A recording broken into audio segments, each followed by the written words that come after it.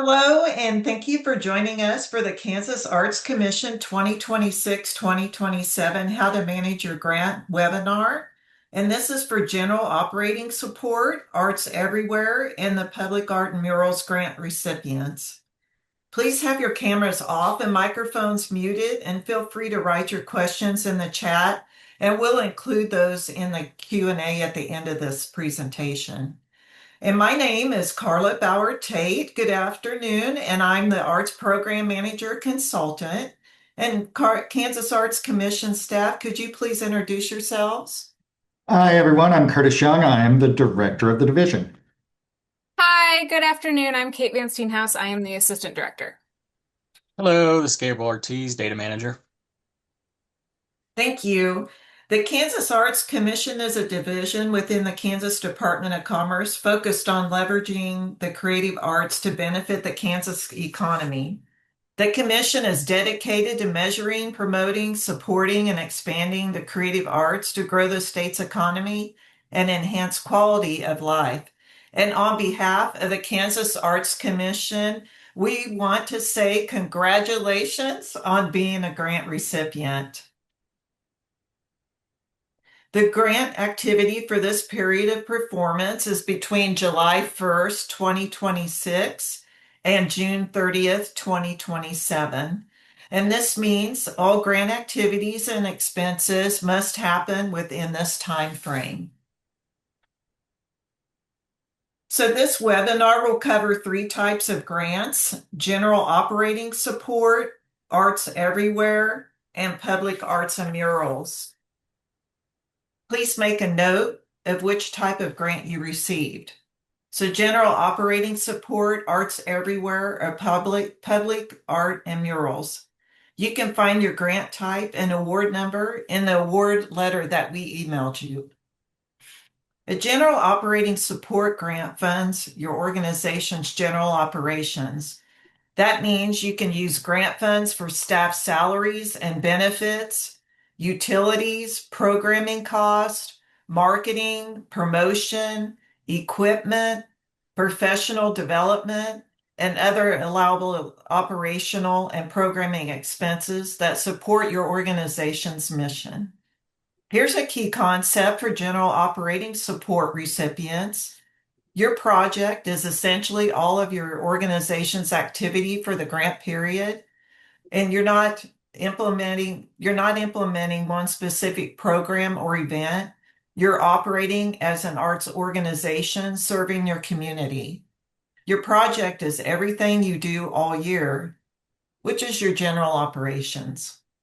Arts Everywhere and Public Art and Murals grants are project-based funding. Only expenses and activities directly related to your specific approved project are allowed. That doesn't mean you can't include salaries or some operating expenses. You can prorate those.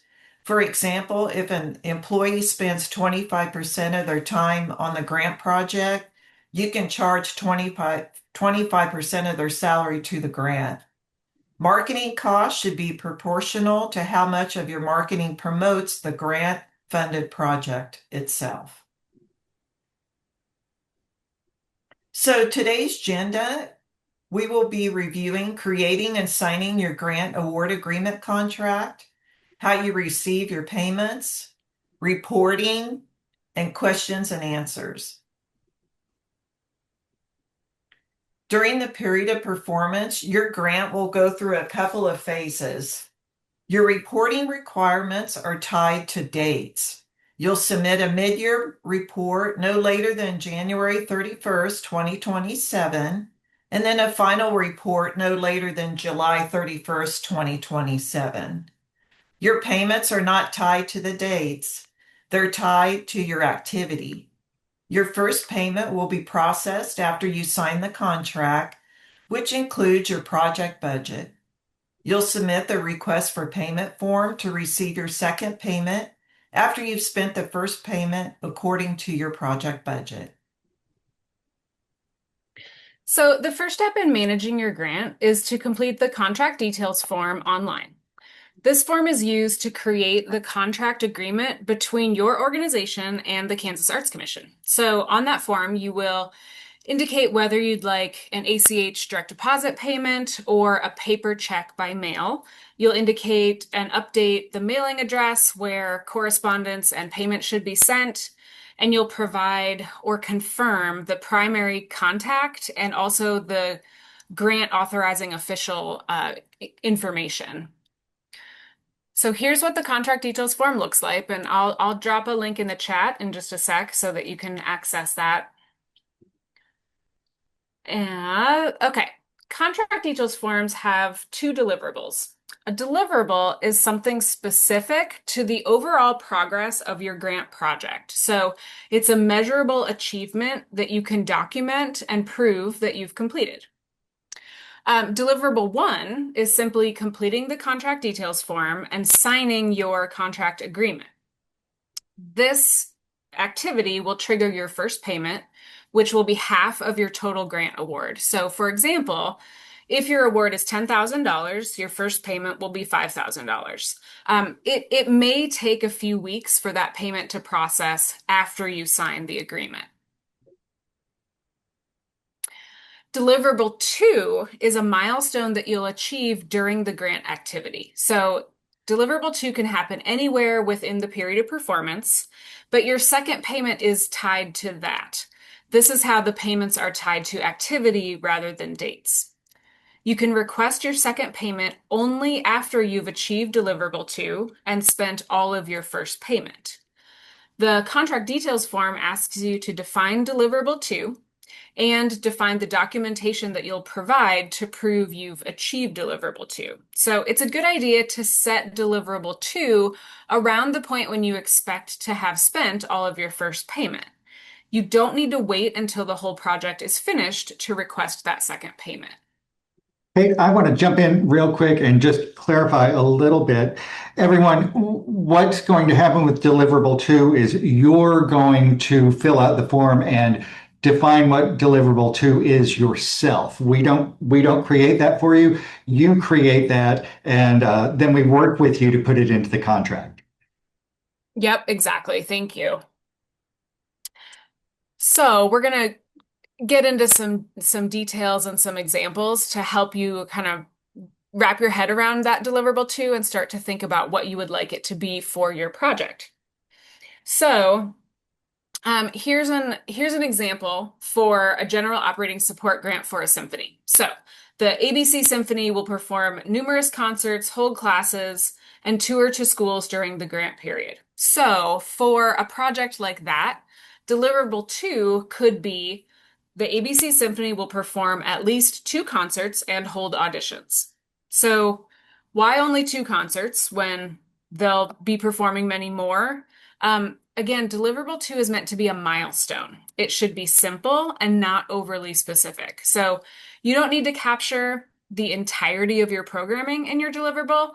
It should just indicate that you're making progress towards completing the project, and it should be easy to document. So think of it like you're answering this question: what will you have accomplished by the time you spent the first payment? And like I said, you don't want to get too specific. So here's some examples.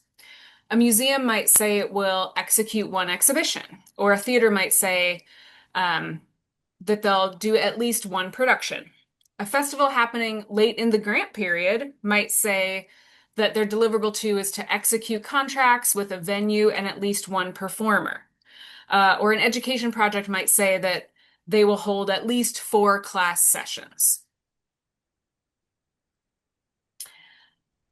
You will also use the contract details form to decide and tell us what you'll provide to document that you've achieved deliverable 2. So the documentation must relate to the deliverable and prove that that deliverable was achieved. So examples include marketing materials like press releases, social media posts, maybe photos or video clips from an event or that show the project happening, sign-in sheets from an event, attendance records, or media coverage. The next part of the contract details form is the project budget, where you will tell us how you plan to spend grant funds, matching funds, and in-kind donations. And one really important thing to point out here, this is where you get to take the budget that you put in your application and you can change it here. You do not have to match what was put in the application.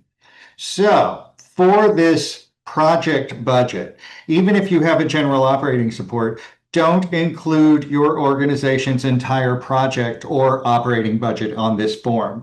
The project budget for the contract details form should list only the KAC grant amount you'll spend and the expenses you'll cover with cash and or donated in-kind match.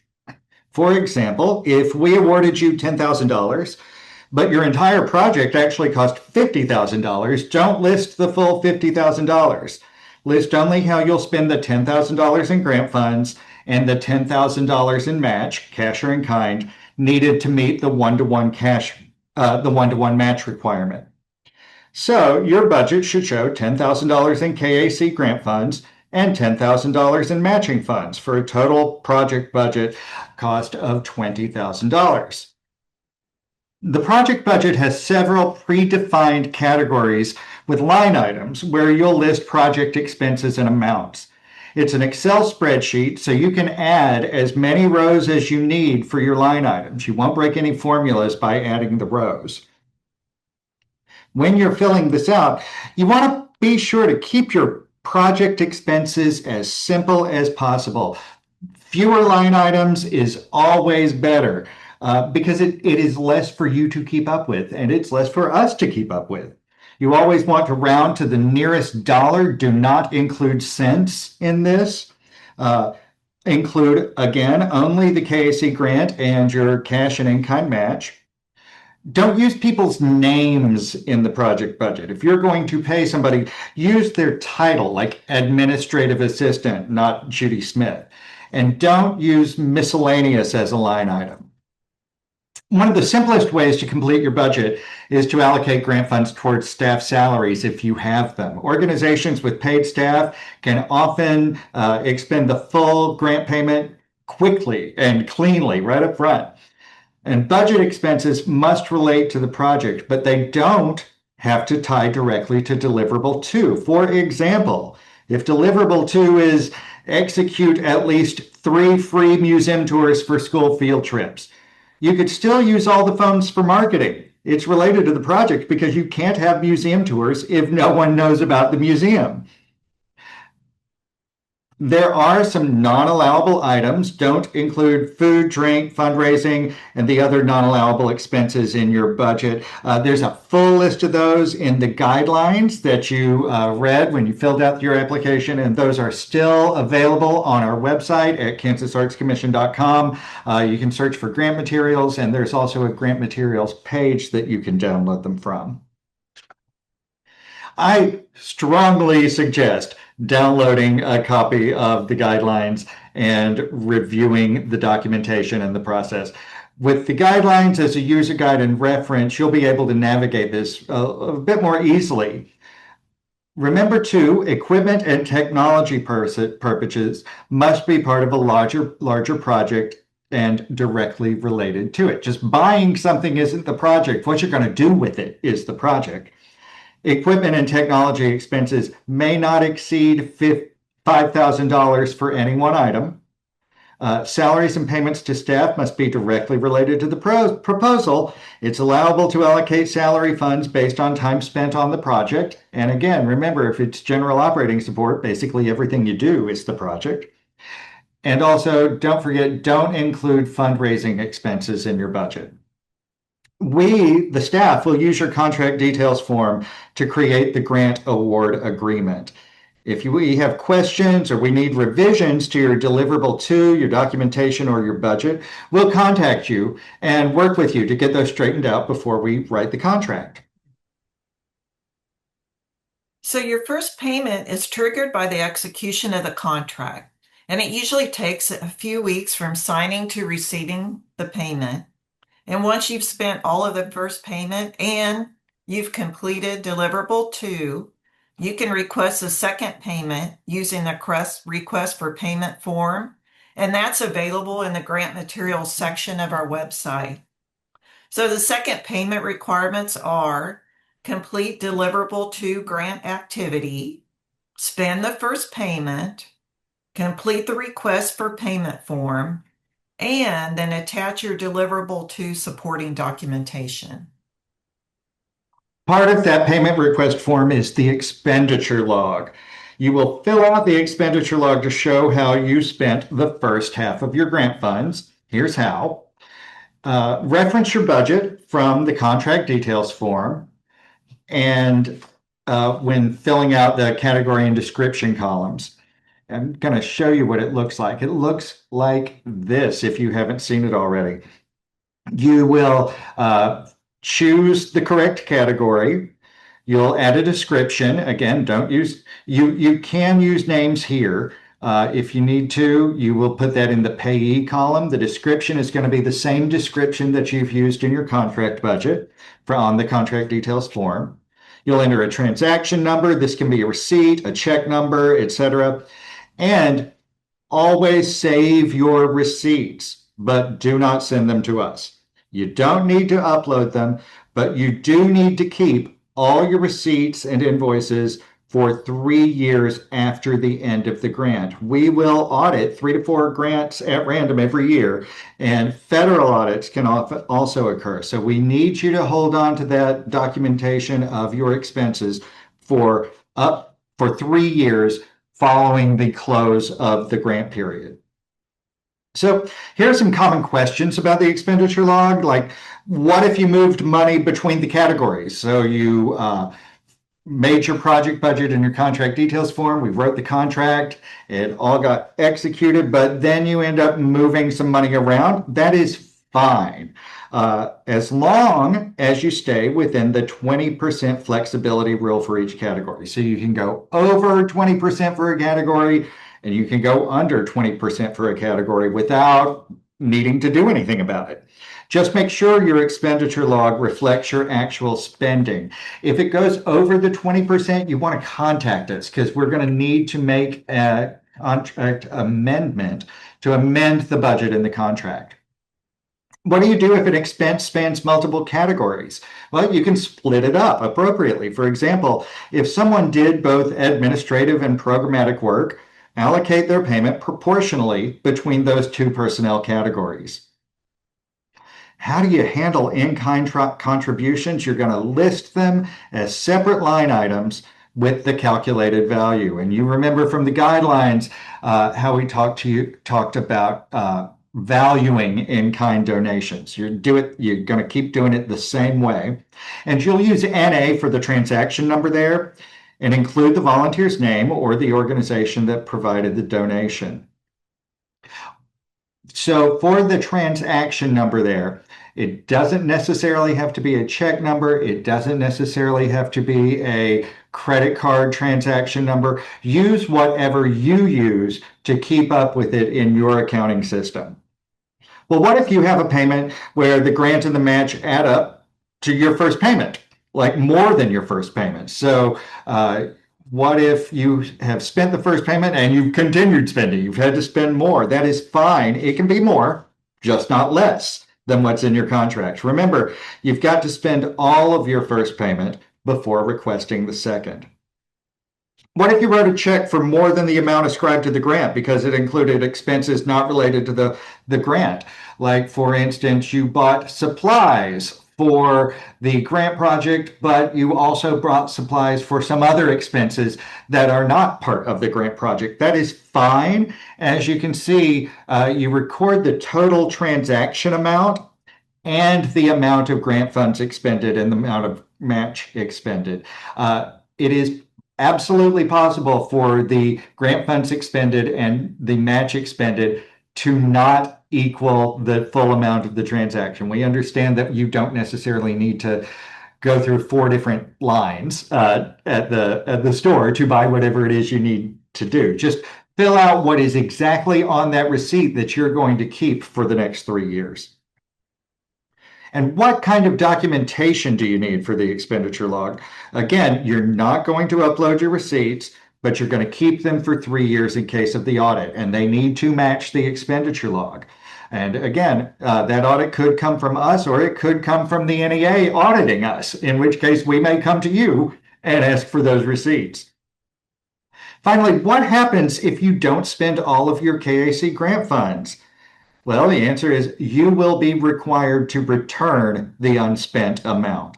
And that is a real loss because every unspent dollar is funding that could have gone to another organization for a different project. So at any point you think you might not be able to spend your full grant award, please contact us immediately. We will work with you, but we want to make sure that all of these funds that have been appropriated for these grants are used for these grants. So please, if it looks like you're not going to get to spend your full amount, let us know as quick as you can. And again, I mentioned the 20% rule. If a category's actual spending varies from the budget by more than 20%, we'll need a contract amendment. For instance, if your budget allocates $1,000 for supplies, but you spend more than $1,200, that requires an amendment. Try to build your budget so you won't need one, and contact us early if your actual expenses are diverging from your project budget. Please note the timing of your second payment request and your mid-year report, which we'll talk about in a second, may differ depending on your project's timeline and activities.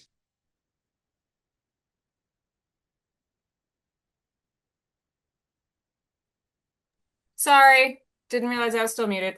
Okay, now that we've covered payments, we'll talk a little bit about reporting. So the mid-year progress report is due no later than January 31st. So as we've said before, the reporting is date specific while payments and project progress is not. But mid-year report due January 31st.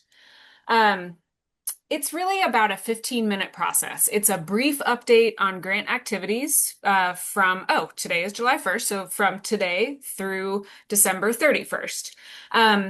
So you'll give a brief report, and we also will, you are asked in your grant contract to write brief letters of thanks to your state representatives. So in that mid-year report, you will need to upload copies of those letters just to explain and thank the representative for the funding and for supporting the arts in Kansas.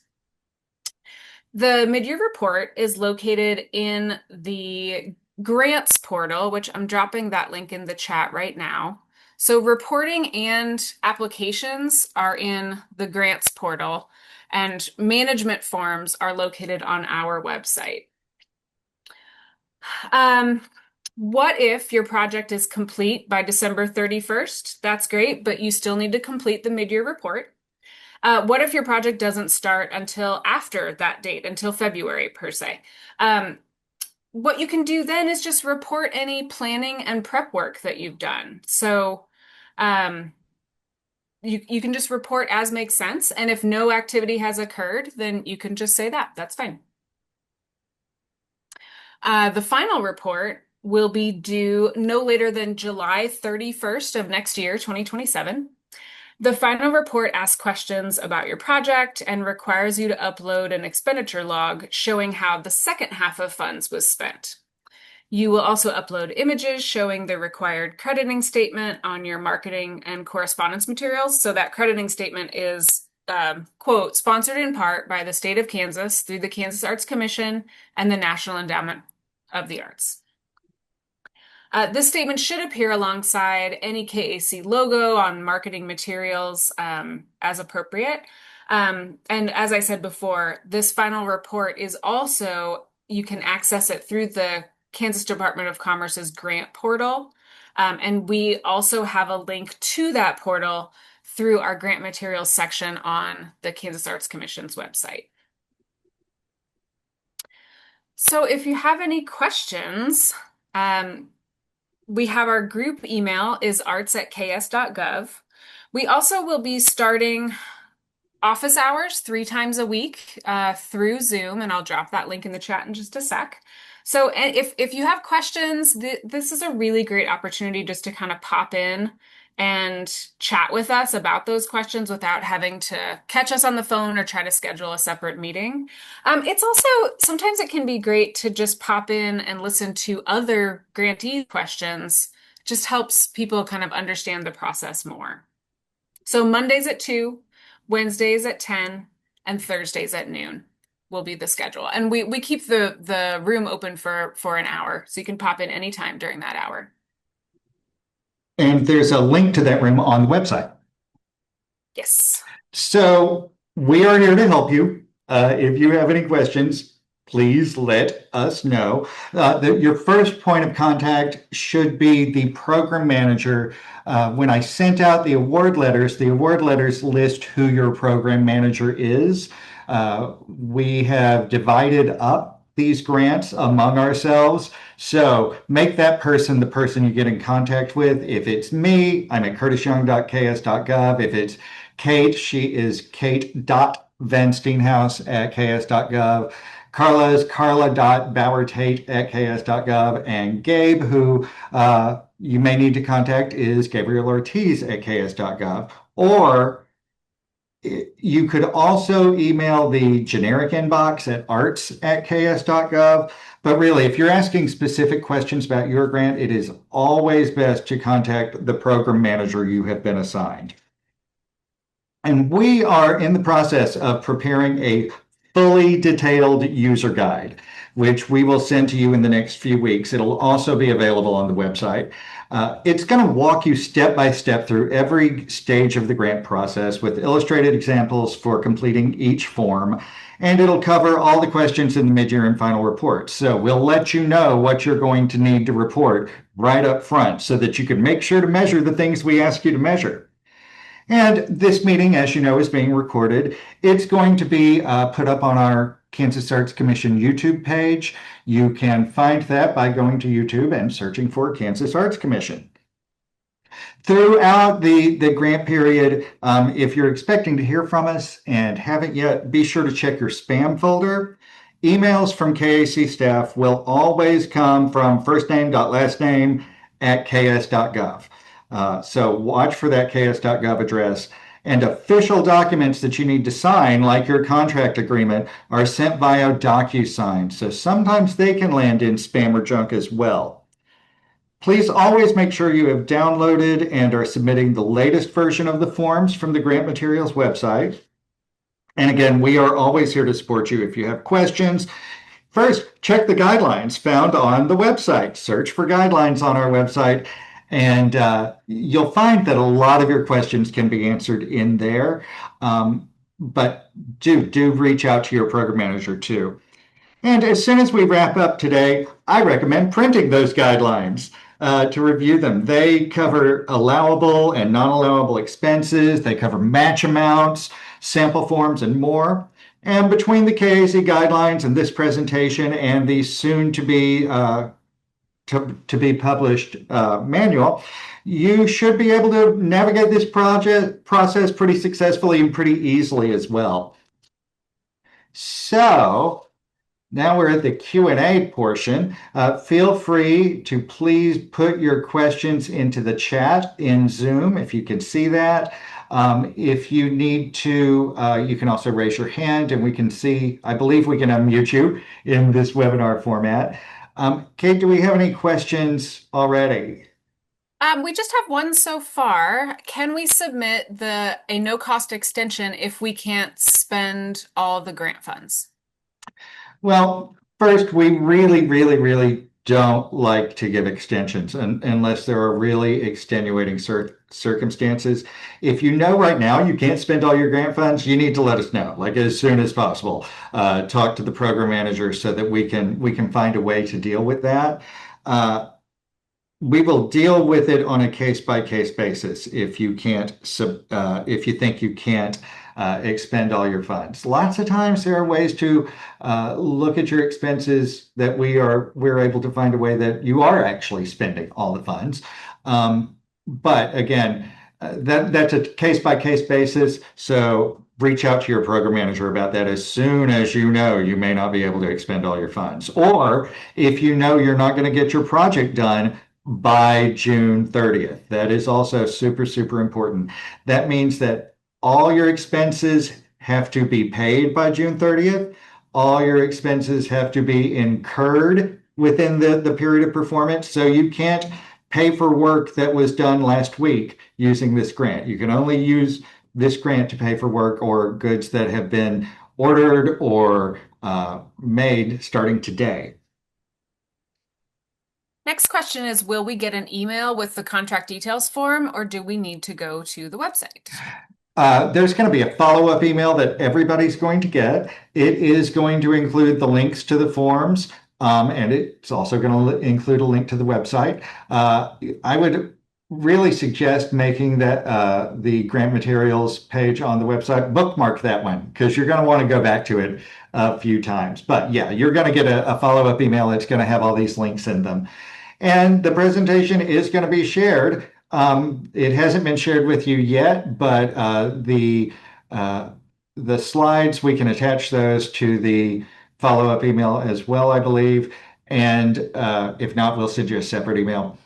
And again, the presentation is going to be on the YouTube page. It'll probably be the end of next week before it goes up on YouTube, but it could be a little sooner. Those are all the questions we have so far. Anything else? If our amount is a lot less than the originally requested, how do we deal with that? So are you, if you're saying the grant amount you received is less than originally requested? If that is what you're suggesting, and I would not be a bit surprised if it is, because yeah, especially with general operating support grants, everybody who got an 80 or above was recommended for funding and received an award proportional to their score.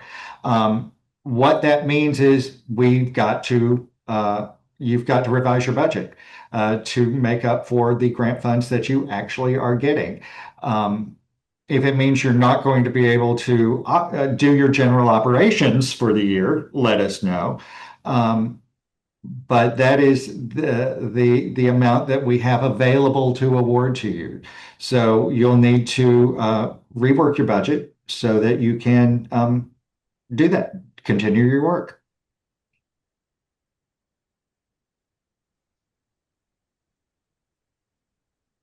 Anybody else? Let me see if anybody's raised their hands. Yes, you will need to submit a new budget. That's part of the contract details form.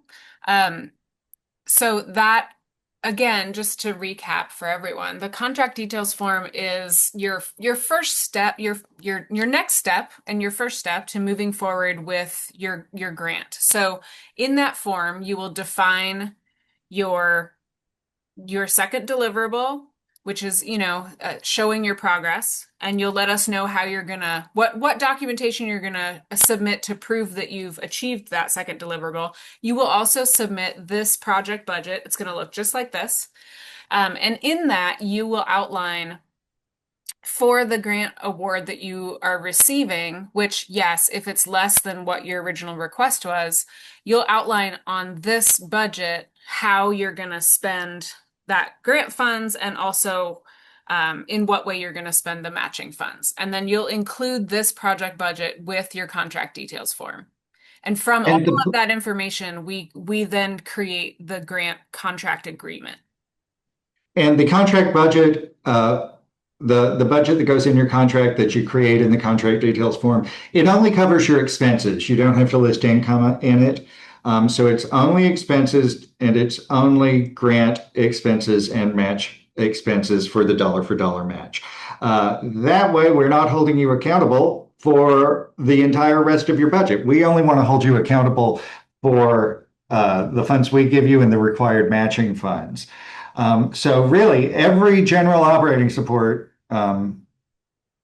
grantee is going to need to take a look at their budget and the award that we've been able to give to them and redo their budget for this for the grant, for the contract.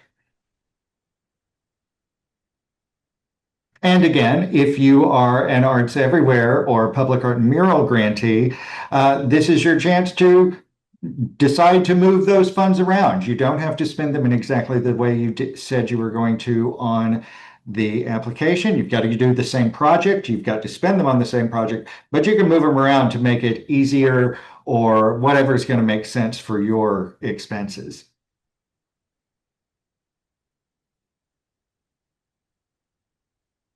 Well, thank you so much for being here. We hope that this information is helpful, so thank you for that note. Um, and we really are all here to assist. I will also drop all of our emails in the chat before we wrap up. But as Curtis said, you will receive follow-up emails with all of this information.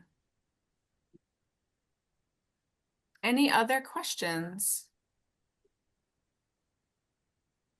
Okay, well, the final step is to just celebrate the completion of your project and another remarkable year of enriching Kansas communities. So, as Carla said at the top, congratulations to everyone for the grant funding. We are here to support you through this journey so you can jump right into this exciting world of arts programming. We really believe in the work that you're doing, and we are eager to support your project's success. So here's to yet another wonderful year filled with arts programming, collaboration, and the ongoing effort to strengthen our vibrant Kansas communities. Thank you so much for your time. This concludes this webinar on how to manage your grant, and we'll save this webinar and the transcript out on our website. Actually, it'll be on YouTube. And YouTube. And you can access by going to kansascommerce.gov or our kansasartscommission.com and search for grant materials. Thank you so much and have a wonderful rest of your day. Thank you, everyone. Have a great day and have a great holiday weekend.